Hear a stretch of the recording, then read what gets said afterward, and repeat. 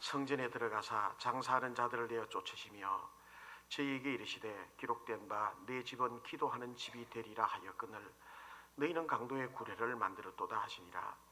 예수께서 날마다 성전에서 가르치시니 대제사장들과 서기관들과 백성의 두목들이 그를 죽이려고 꾀하되 백성이 다 그에게 귀를 기울여 들으므로 어찌할 방침을 찾지 못하였더라. 아멘. 할렐루야. 오늘은 우리 상주교회 창립 114주년을 기념하는 기념주일입니다. 우리 상주교회 주인이 누구시죠? 하나님, 살아계신 하나님. 교회 주인은 살아계신 하나님이시고 그의 외아들 예수 그리스도께서 십자가 위에서 흘리신 피값으로 세우신 교회인 줄 믿습니다. 모든 성도들이 교회 와서 예배를 드리고 교회 와서 기도하며 천국 가는 길을 안내받게 되는 것이죠. 이러한 교회에는 참으로 다양한 사람들이 많이 모여 있습니다. 어린아이부터 시작해서 연세 높은 어른에 이르기까지 성격도 다양하고 학력도 다양하고 경제적인 수준도 다양하고 그리고 모든 경험과 학력 모든 것이 다 다양한 사람들이 모여 있는데 또 가만히 보면 요구하는 모습도 다 달라요. 다양한 것을 요구하고 여러분 이런 다양한 사람들이 모여서 구성된 이 교회를 은혜롭게 운영해 나간다고 하는 것이 쉬울까요? 어려울까요? 어렵죠. 그러나 여러분 이러한 교회임에도 불구하고 하나님의 교회는 살아계신 하나님이 주인이신 이 하나님의 교회는 2000년 동안 이어져 왔습니다. 또 앞으로도 계속해서 성장해 갈 것이고 발전해 나갈 것입니다. 그 이유는 우리 주님 예수 그리스도께서 교회의 주인으로 지켜주시고 주께서 인도해 나가시길 것이기 때문입니다. 뿐만 아니라 우리 교회가 몸담고 있는 이 지역사회는 계속해서 상주교회를 필요로 할 것이고 뿐만 아니라 상주교회는 하나님의 명을 받잡고 하나님의 성령의 충만함으로 말미암아 이 지역사회에 선한 영향력을 계속해서 끼쳐나갈 것이기 때문인 것입니다. 교회가 114주년이 되었습니다. 교회가 114주년이 되었다면 여러 가지 많은 우여곡절을 겪어왔겠죠. 교회가 힘들 때 우리 장로님 몇몇 분들은 또 교회 자기의 재산들을 다 담보 잡히고 교회를 지었을 것이고 그리고 어떤 분들은 열심을 다해서 전도했을 것이고 또 어떤 분들은 교회를 위해서 충성하며 봉사한 우리 권사님과 집사님들이 이름도 없이 빚도 없이 봉사하시고 충성했던 많은 분들이 교회의 밑거름이 되어서 오늘날까지 오게 된 것입니다. 그래서 하나님의 교회는 날마다 든든히 더 서갈 것이고 지금대로 이 시대는 이 시대대로 하나님 앞에 충성하는 우리 모든 성도님들이 이름도 빚도 없이 섬기시는 분들이 많이 있어서 주님의 몸된 교회는 계속해서 성장하여 발전해 나가실 것을 믿습니다. 예수님 당시 6월절이 되면 예루살렘은 절기를 지키러 오는 사람들, 명절을 지키러 오는 사람들로 인해서 매우 붐비게 됩니다. 그래서 외부에서 유입되어 6월절 명절을 지키러 오는 사람들이 적어도 200만 명 내지 한 300만 명 정도까지 모인다고 그래요. 그러니 그 좁은 예루살렘 이 도성 안에 예루살렘 성전에 특별히 성전에 예배드리러 하나님 앞에 예물을 가지고 예배드리러 오는 많은 성도들이 가득했더니 여러분 얼마나 바쁘고 분주한지 몰라요. 그렇게 되니 성전에 종사하는 제사장들과 레위인들은 너무너무 바빠집니다.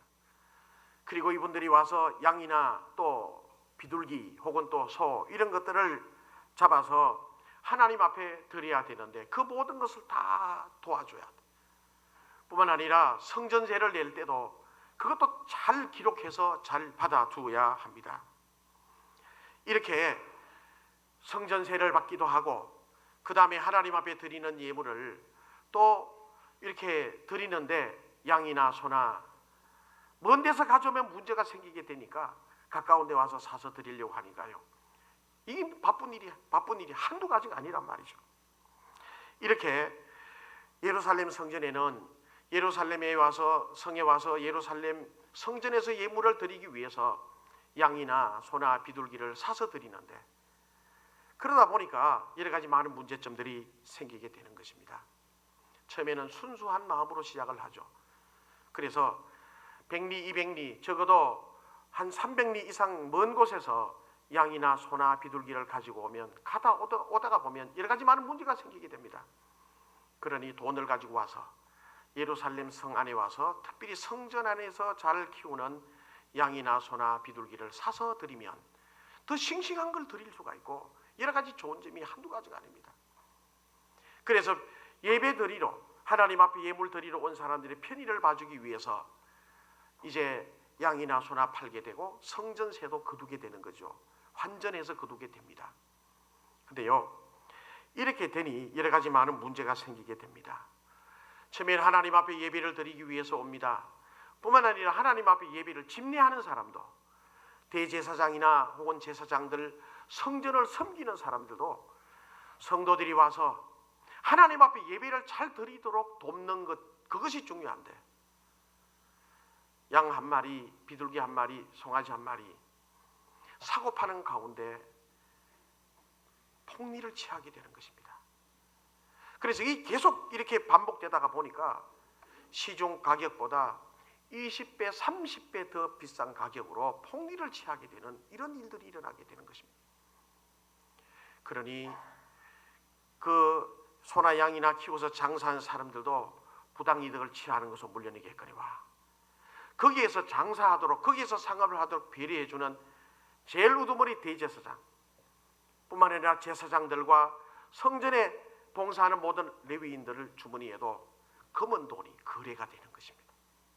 부정하고 부패하고 타락한 일들이 하나님의 성전 안에서 일어나게 되는 것입니다. 궁금한 것이 있습니다. 그러면 거룩해야 될 하나님의 성전이 왜 이렇게 부패하게 되는가? 여러분, 사람이 왜 부패하게 되는지 아십니까? 하나님을 두려워하지 않기 때문에 그래.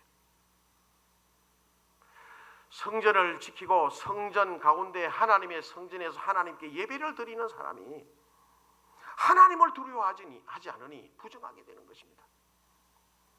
백성들 그 먼 곳에서 하나님 앞에 와 예배 드리고 예배 드리면서 제물 드리려고 하는 그 사람들의 주머니를 틀어서 폭리를 취하게 되고 일부는 장사꾼들의 주머니로 들어가고 일부는 검은 돈이 되어 대제사장 주머니를 혹은 제사장들의 주머니를 붉히게 되어주는 엄흉스러운 일들이 하나님의 성전 안에서 일어나게 됐다는 것입니다.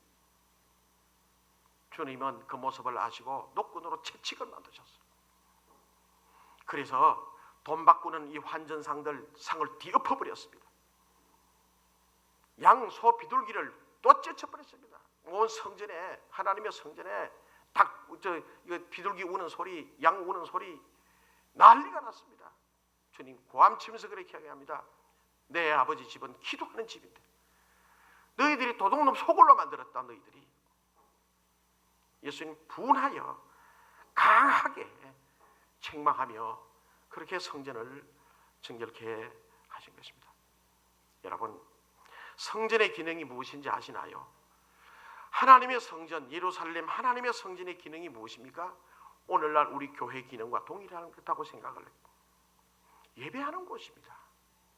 살아계신 하나님께 기도하고 살아계셔 역사하신 하나님 앞에 말씀을 듣는 곳이고 이를 통하여 영적인 세임을 얻는 곳입니다. 할렐루야. 이 예배를 통하여 우리는 하나님 앞에 살아계심을 우리가 마음속에 믿고 그리고 영적인 새로운 능력의 에너지를 받고 주님 앞에 바로 서 나가게 되는 것입니다. 이것이 약화되면 세상보다도 더 추한 곳이 되어져 버리고 마는 것입니다. 우선적으로 교회가 계속해서 하나님께 영광을 돌리고 예배와 기도, 말씀 그 힘으로 전도하고 선교하고 그 힘으로 섬김과 봉사의 열매를 맺어야 되는 것입니다. 하나님과의 관계가 우선적이 돼야 돼. 하나님과의 관계가 우선적이 되지 않고 전도해요? 하나님과의 관계가 우선적이 되지 않고 사회복지사업을 택도 없는 소리 추합니다. 하나님과의 관계가 되어지지 않고 사회 나가서 뭘 해요? 세상 부패된 사람과 함께 살아갈 수는 있을지 몰라도 적어도 하나님의 사람이라는 얘기를 들을 수는 없어요. 그러니 여러분, 교회의 가장 중요한 기능은 하나님 앞에 예배를 드리고 예배를 통하여 하나님 앞에 나가는 것이죠. 적어도 오늘 본문의 말씀이 나오는 이 예수님 이 당시에 이 유월절 명절을 지키러 오면 이 사람들이 하나님 앞에 예물을 드리고 그리고 하나님 앞에 은혜를 받으러 오는데, 하나님의 성전을 지키고 거기에서 있는 사람들은 하나님의 성전, 하나님의 예배를 그들이 막아버리고 있단 말이에요. 부패하고 타락한 이 모습을 여기에서 볼 수가 있는 것입니다. 어떤 분은 오늘날 교회를 두고 그렇게 얘기합니다. 교회가 제 기능을 감당하지 못한다, 이런 얘기를 많이 해요. 그래서 제2의 종교개혁이 일어나야 된다라고 얘기하는 것을 좀 많이 봅니다. 그러면서 어떤 분은 그런 얘기합니다. 교회가 이러이러하다 저러저러하다, 혹은 또 더 심한 얘기로 교회가 썩었다, 교회가 부패했다, 뭐 이런 얘기도 해요. 그런데요, 그렇게 외치는 사람은 많지만 여전히 교회는 변하지 않고 그대로 있는 것을 참 많이 보아요. 왜 그렇죠? 개혁해야 된다고 그럽니다. 바뀌어야 된다고, 변해야 된다고 얘기는 많이 하는데 개혁되지 않고 변하지 않습니다. 개혁을 외치고 탄식하는 사람은 많으나 가만히 보면 개혁해야 된다고, 변해야 된다고 하는 사람, 당사자들은 변하지 않고 말만 무성하는 것을 참 많이 보아요. 심령이 변해야 되는데 변하지 않고 비판 기능은 얼마나 강한지 잘 비판합니다. 교회 10년 다니면요, 10년 동안 시어머니 일을 배워서 예리하게 분석하고 판단, 그런데 변하지 않아요. 심령이. 이거 큰 병고가 아니겠습니까? 여러분, 16세기에 즉 1517년에 종교개혁이 일어났습니다. 말틴 루터가 종교개혁을 일으켰을 때 그때 한 이슈는 분명한 목적 하나였습니다. 로마 교황청에 대한 대항입니다. 로마 교황청에 하나님의 말씀, 이 하나님의 말씀이 성경 말씀대로 가르치질 않았어요. 믿음으로 구원받는다라고 하는 이것을 흩트려서 헌금 많이 하면 구원받는다라고 얘기를 했단 말이에요. 그때는 로마 바티칸에 성 베드로 성당을 지어서, 성 베드로 성당 얼마나 크게 지었는지 몰라요. 제가 한 6, 7년 전에 성지순례 하면서 마지막으로 이태리 로마 바티칸까지 가봤습니다. 가봤더니요, 얼마나 웅장하게 지어놨던지 저는 그냥 웅장하게 지어놨겠지라고 생각하고 갔더니 상상을 초월해. 그래서 이 턱이요, 이 다물지를 몰라. 한번 가봐요. 얼마나 크게 지었는지. 입을 다물 줄 모르니까 자꾸 목이 마르고 그러더라고. 그래서 얼마나 크게 지어놨는지. 그거 짓다가, 교회 짓다가, 성전 짓다가 돈이 필요해. 건축 성도들에게 여러분 건축 헌금을 요구를 한대요. 이 면제부를 팔게 되고 속죄권을 팔게 됐어요. 여러분의 부모님이 지금 천국과 지옥 둘 중에 가야 되는데 그게 아니고 연옥이라고 중간에 있다고 그래. 우리 개신교는 연옥제도 성경 말씀이 없습니다. 그런데 연옥에서 기다리고 있는데 천국에 갈 것인지 지옥에 갈 것인지 지금 대기하고 있는데, 여러분들이 주머니에서 많은 헌금함에 쨍그랑 놓는 그 순간 쨍그랑 소리를 듣고 여러분의 부모님은 천국으로 갈 수가 있으니, 그래서 성전 건축에 많이 동참하시라고 속죄부를, 면제부를 판매를 했잖아요. 그래서 개혁자들이 분연히 일어나 그건 아니지 않냐, 믿음으로 구원받는다고 분명히 성경에 로마서와 갈라디아서 분명히 얘기를 해주고 있는데, 그래서 나온 게요, 프로테스탄트 개신교가 나오게 돼요. 프로테스탄트는요, 반항자라는 뜻입니다. 잘못된 성경 가르침을 반항해요. 세상의 잘못된 불의와 부패를 반항해요. 이게 원래 개신교의 끊임없이 개혁하는 개혁교회의 정신이에요. 부정과 부패를 바라보며 교회의 잘못된 부분들을 도려내고 끊임없이 개혁해 나가고 하나님 보시기에 아름다운 사회를 만들고 하나님 보시기에 아름다운 교회를 만드는 것이 개혁자의 정신입니다. 부정과 부패가 있을 때겠어요? 근데 여러분 그 천주교를 보면 캐톨릭이라 그러는데요. 그게 잘못된 용어예요. 캐톨릭은 공우주적인 교회는 우리 개신교까지 포함돼야 돼요. 그런데 그 천주교에 가보면 제가 부목사로 있던 대구 제1교 바로 맞은편에 계산성당이 있잖아요. 그 주교가 있어, 주교. 예, 카디날리 주교가 있어. 늘 그 앞을 지나다니면서 교회 앞에 있는 계산성당 앞에 있는 명패를 보면서 다니는데 로만 캐톨릭이라고 분명히 기록이 되어 있어요. 로만 캐톨릭이에요. 캐톨릭이 아니고 로마 바티칸을 중심으로 한 캐톨릭. 우리는 뭐라고 그랬죠? 프로테스탄트. 말 발음하기가 좀 그러나요? 프로테스탄트, 반항자라는 뜻입니다. 진리를 반대해서 진리에 어긋나게 믿고 성도들을 그렇게 혹세무민하여 이끌고 가는 여기에 대한 반항에서 나와서 하나님 말씀으로 돌아가자는 거예요. 진리로 돌아가자는 거예요. 그런 모든 부정과 부패를 떠나서 돌아가자는 거라. 진리로. 이게 종교개혁이었어요. 그 이후에 여러분 1517년 16세기 이후에 이 개신교는 끊임없이 발전하고 지금도 우리의 삶을 돌아보면 하나님 말씀으로 돌아가는 운동이 계속되어져 있습니다. 근데요, 어떤 분은 그래요. 제2의 종교개혁이 일어나야 된다고 그래요. 저도 신학 공부를 참 많이 했습니다.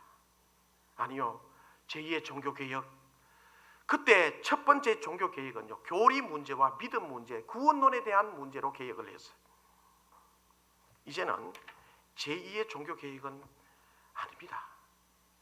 무엇이 필요합니까? 오늘날의 문제는 성도들의 삶의 문제예요. 성도들의 생활의 문제이며 성도들의 인격의 문제인 줄로 믿으시길 바랍니다. 교인들이 적어도 프로테스탄트 개신교라고 하는 말씀으로 돌아가면 날마다 개혁하면서 살아가야 된다고 하는 이 성도들이 삶이 그렇지를 않아요. 삶의 인격이 문제가 많아요. 생활에 대해서 여러 가지 많은 문제들이 많아요. 이거 개혁해야 돼. 어떤 권사님이요, 시장에서 이상한 얘기를 들었다며 자녀들에게 한 얘기를 제가 들은 적이 있어요. 시장에 갔는데 콩나물 장수 아주머니가 이 권사님한테 그런 얘기를 하더래요. 야, 아무개 엄마, 저기에 있는 저 여자 알죠? 교회는 다니는데도 사람이 참 좋아요, 이러더래요. 감이 안 가요? 교회는 다니는데도 사람이 참 좋더란 말이에요. 아니, 이런 얘기가 어디 있어요? 그래서 얼굴이 확확해서 집에 와서 자기 자녀들에게 그 얘기를 했대요. 교회는 다니는데도 사람이 참 좋다는데 내가 이걸 어떻게 받아들여야 될지 난 모르겠더라, 야들아. 어떻게 하면 좋겠냐? 여러분, 그런 얘기 듣습니까? 교회는 다니는데도 사람이 참 좋다? 그러면요, 그 사람의 마음속에는 교회 다니는 예수쟁이들은, 교회 다니는 것들은 인간다, 이런 얘기라. 너무 심했나요? 우리의 인격의 문제요, 생활의 문제이며 삶의 문제입니다. 여러분, 어느 분은 그러더라고. 상주교의 암흑의 상주교 집사님이죠. 아이고, 그분은 정말 배울 게 많더라.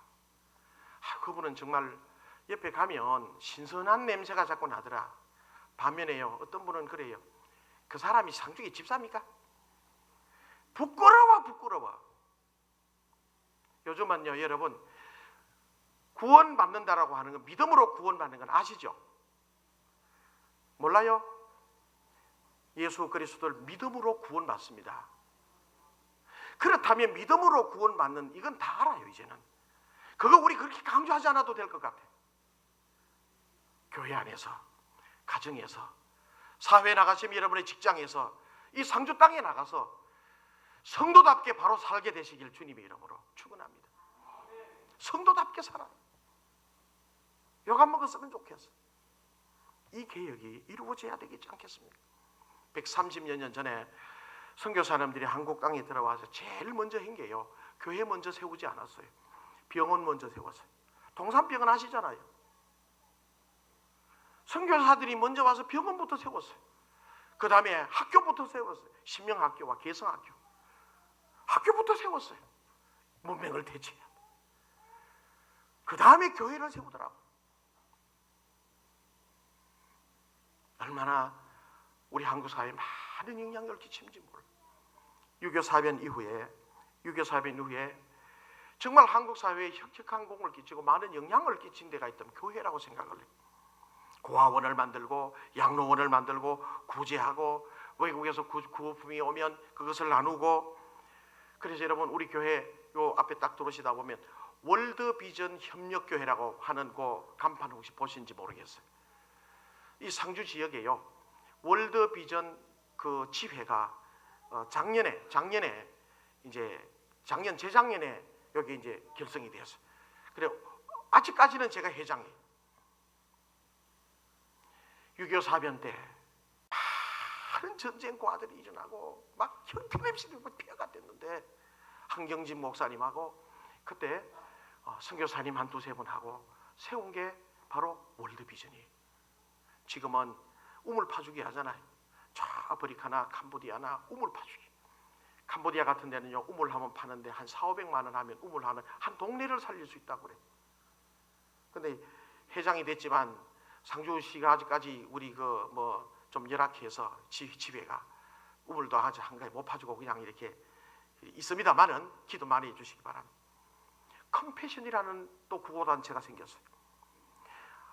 6.25 사변 때문에 와서 보니까 한 군인이 그의 눈에 들어온 이 한국의 이 폐허가 너무 안타까워. 그래서 긍휼이라고 하는 뜻이에요. 불쌍히 여긴다는 뜻이 컴패션. 한국에서 생겼어요. 컴패션은요 미국에 본부가 있는데 제가 가봤어요. 얼마나 큰 세계적인 구호단체로 있는지요. 한국 전쟁 6.25 사변 때문에 생겼대요. 이제는 한국을 돕던 그 기구 한국에서 도움을 받아 다른 나라를 돕는 곳이 되었으니 얼마나 감사해요. 여러분 한국 교회가요 선교사님들과 또 한국 교회들이 이 한국 근대화에 얼마나 앞장선지 몰라. 뿐만 아니라 한 3년마다 한 텀으로 사회봉사에 대해서 이렇게 통계를 내요. 통계를 내는데 보면 우리 기독교, 천주교, 불교, 기독교가 월등히 많아요. 전국적으로 보면 참 많은 일을 해요. 아니면 기독교인으로서 하는데 개인적으로 해도 기독교인 종교를 가지고 있는 사람들이 다른 데보다 몇 배나 더 많아요. 근데 여러분 교회가 사회에 어떤 영향을 지금 끼치고 있는지 한번 생각해 봐야 될 것 같아요. 교회가 지금 바라보는 눈이 어떤가 생각을 한번 해볼 필요가 있다고 생각을 합니다. 여러분 오늘 본문의 말씀에 예수님께서 성전을 정결케 하신 이 말씀을 마음속에 잘 새겨야 돼요. 2014년 교회 창립 114주년을 맞아 우리 상주교회는 심령의 변화를 받아서 이 예배를 잘 드리고 예배를 통해서 하나님과의 관계가 이루어지고 그리고 그 에너지를 받아 우리의 삶 속에서 선한 영향력을 끼칠 수 있는 살아계신 하나님의 교회가 되어야 될 줄로 믿습니다. 다 같이 크게 아멘 시작. 아멘. 그렇습니다. 그래야 돼요. 그래야 영향력을 끼칠 수가 있어 힘이 있죠. 그래서 오늘 여러분 상주교회가 칭찬받고 하나님께 영광을 돌려야 되는데 우리에게 요구하고 명령하는 말씀이 있어요. 로마서 12장 1절 2절 한번 볼까요? 로마서 12장 1절과 2절 한번 같이 읽어보겠습니다. 시작. 그러므로 형제들아 내가 하나님의 모든 자비하심으로 너희를 구원하노니 너희 몸을 하나님이 기뻐하시는 거룩한 산 제물로 드리라. 이는 너희가 드릴 영적 예배니라. 너희는 이 세대를 본받지 말고 오직 마음을 새롭게 하므로 하나님의 선하시고 기뻐하시고. 아멘. 그렇습니다. 여러분 너희는 이 세대를 본받지 말고 오직 마음을 새롭게 함으로 변화를 받아 하나님이 뭘 기뻐하시는지 하나님은 뭘 즐거워하시 좋아하시 분별하며 살아란 말. 할렐루야. 로마서 13장 11절에서 14절 말씀 한번 읽어보겠습니다. 시작. 또한 너희가 이 시기를 알거니와 자다가 깰 때가 벌써 되었으니 이는 이제 우리의 구원이 처음 믿을 때보다 가까웠습니다. 밤이 깊고 낮이 가까웠으니 그러므로 우리가 어둠의 일을 벗고 빛의 갑옷을 입자. 낮에와 같이 단정히 행하고 방탕하거나 술 취하지 말며 음란하거나 호색하지 말며 다투거나 시기하지 말고 오직 주 예수 그리스도를 옷 입고 정욕을 위하여 육신의 일을 도모하지 말라.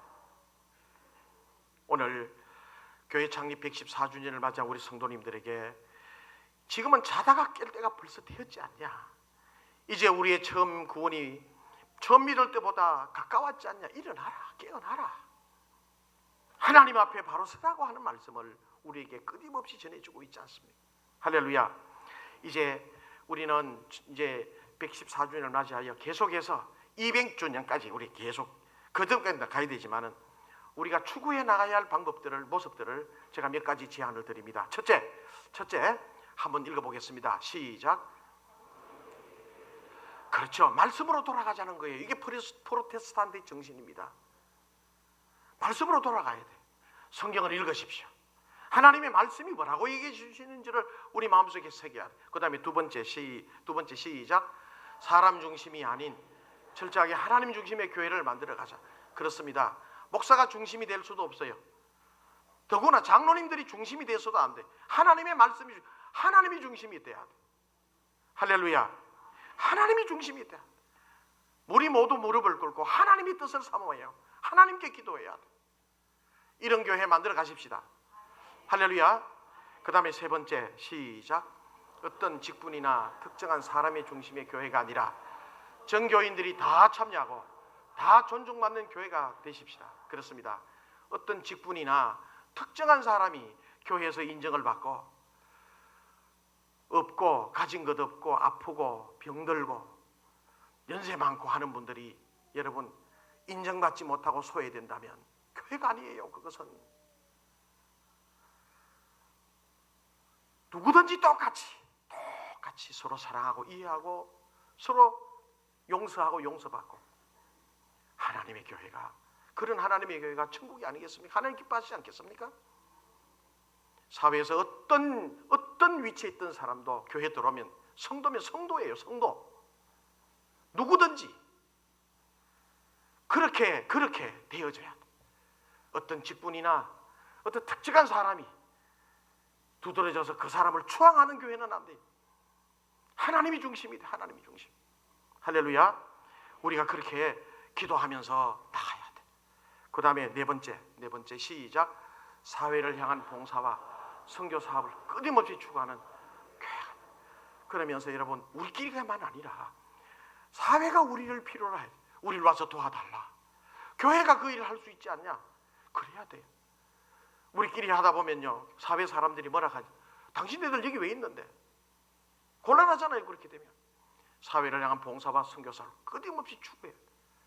드리고 그리고 베풀고 그렇게. 그 다음에 마지막에 시작. 항상 그렇죠. 이게 개혁교회입니다. 개혁교회. 프로테스탄트의 정신이. 교회가 새로워지고 이 사회가 새롭게 변화되는데 앞장설 수 있어야 돼. 그래야 교회가 하나님 기뻐하시는 교회로 하나님의 영광을 드러내게 될 줄로 믿습니다. 오늘 여러분 우리 상주교 창립 114주년을 맞이해서 우리 모두 저나 여러분들이나 좀 더 낮추고 신선한 마음, 겸손한 마음으로 주님의 몸된 교회를 섬겨 나가 보십시다. 혹시 성격상으로 좀 이렇게 나서기 못하는 분들 뒤에서 기도라도 해주세요. 같이 교회를 위해서 교회가 잘되게 서로 위로하고 어느 누가 두드러진 것도 없어요. 다 똑같아요. 하나님 앞에 다 겸손하게 섬기고 이런 주님의 축복된 교회를 만들어 나가게 되시기를 주님의 이름으로 축원합니다.